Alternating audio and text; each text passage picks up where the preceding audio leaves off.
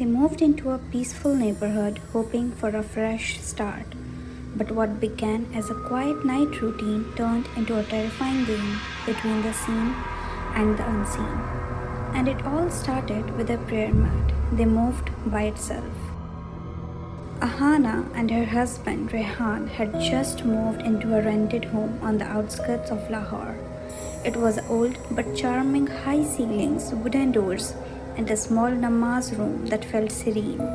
Every night before bed, Ahana would neatly place her prayer mat toward the Qibla, whispering a short dua before switching off the lights. But something strange started happening.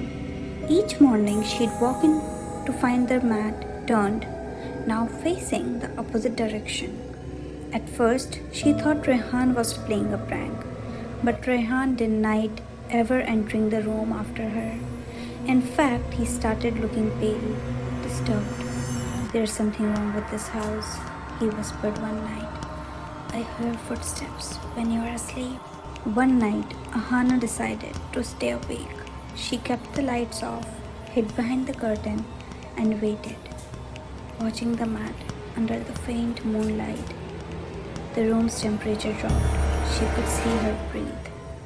A soft sound began to arise, like someone whispering in Arabic. But it wasn't Quran. It was distorted, wrong, almost mocking. And then the mat moved, slowly, deliberately.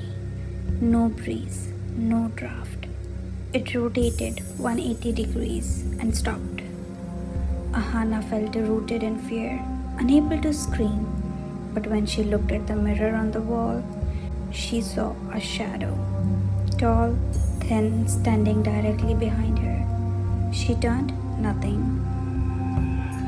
The next day, Rehan called a local imam, an older man familiar with the unseen. The moment he entered the prayer room, he stopped. His eyes widened.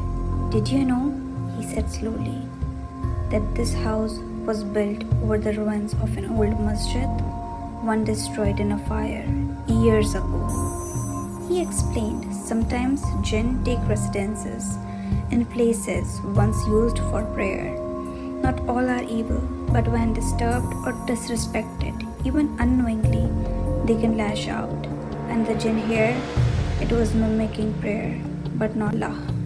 The imam recited Ruqaya. It's a protective verses. He advised them to fast, keep the home clean with Surah Baqarah, and never pray in that room again.